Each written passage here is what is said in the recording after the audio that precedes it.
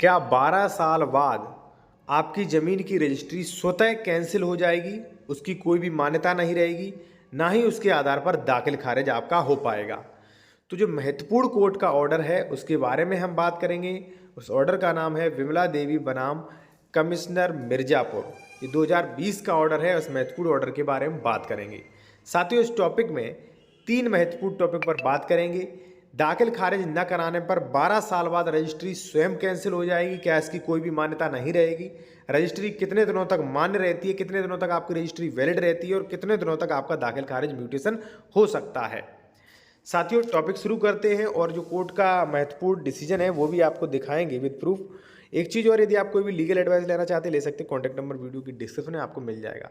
साथियों, एक महत्वपूर्ण ऑर्डर है जो कि कई कन्फ्यूज़न खड़े करता है, कई सवाल खड़े करता है। लगभग 18 वर्ष बाद नामांतरण यानी कि दाखिल खारिज। देखिए ये क्या है, ये रजिस्ट्री से ही जुड़ा है और दाखिल खारिज से ही जुड़ा मामला है। नायब तहसील द्वारा नामांतरण आदेश पारित लगभग 18 वर्ष बाद बेनामा के आधार पर विक्रय विलेख यानी कि बेनामा यानी कि रजिस्ट्री के आधार पर नामांतरण प्रार्थना पत्र दाखिल किया गया। नायब तहसीलदार द्वारा नामांतरण आदेश पारित किया गया। क्या पारित किया गया कि संबंधित पक्षकार जिसने ये बेनामा पेश किया, जिसने दाखिल खारिज चाहा है, विक्रय विलेख के आधार पर यानी कि उस रजिस्ट्री बेनामा के आधार पर अपने अधिकारों की घोषणा के लिए नियमित वाद दाखिल कर सकता है, यानी कि 229 में दाखिल कर सकता है, जो कि वर्तमान में 144 है।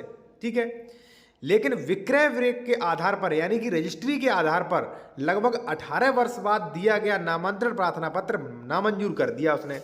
साथियों, इसके कहने का मतलब ये है कि कोई व्यक्ति था, उसने अपनी रजिस्ट्री के आधार पर दाखिल खारिज करवाना चाहा लगभग 18 वर्ष बाद। ठीक है, कई लोग जो है 10 वर्ष बाद, 12 वर्ष बाद, 14 वर्ष बाद, 18 वर्ष बाद दाखिल खारिज करवाने जाते हैं।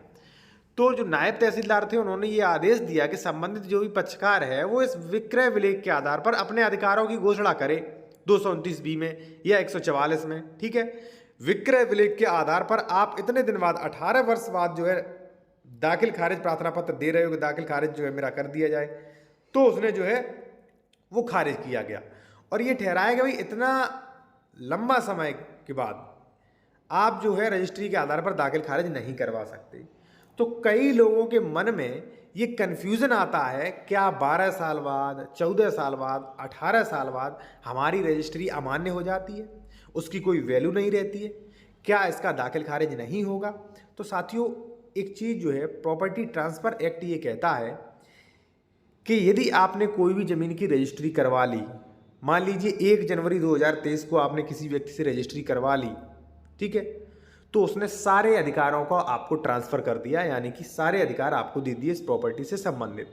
ठीक है, जो कि लाइफ टाइम तक, जब तक आप उस प्रॉपर्टी को बेचते नहीं हैं, जब तक उस रजिस्ट्री को कैंसिल नहीं कराया जा सकता है, तब तक वो रजिस्ट्री मान्य रहती है। यानी कि आपकी ज़िंदगी में, आपके बच्चों के, आपके नाती की वो रजिस्ट्री हमेशा मान्य रहती है। जब तक ज़िंदगी है वो रजिस्ट्री मान्य रहेगी, जब तक वो संपत्ति बेच न दी जाए या उसे कैंसिल या मान लीजिए कोई चैलेंज न किया जाए, रजिस्ट्री हमेशा मान्य होती है, कभी भी कैंसिल नहीं होती है।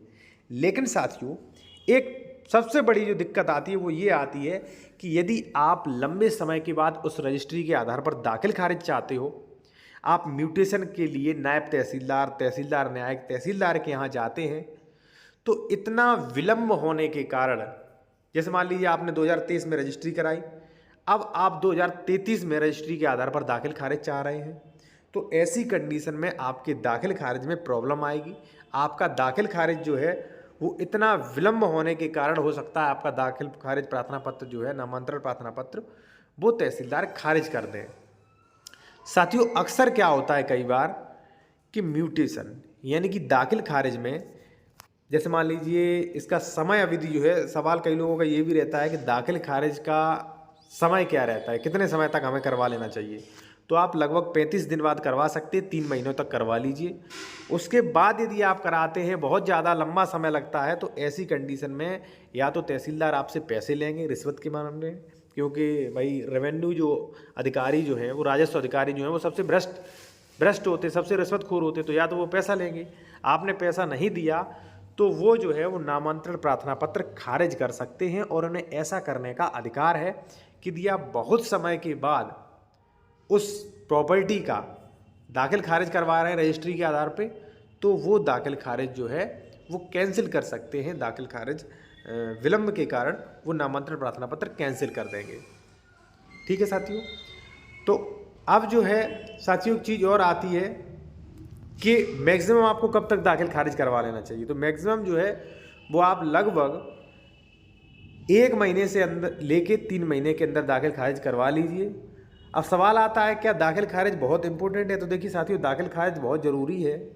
ठीक है, क्योंकि म्यूटेशन के बिना जो भी खतौनी होती है, जो भी मान लीजिए सरकारी डॉक्यूमेंट्स हैं, उन पे आपका नाम दर्ज नहीं होता है, इसलिए म्यूटेशन बहुत ज़रूरी है।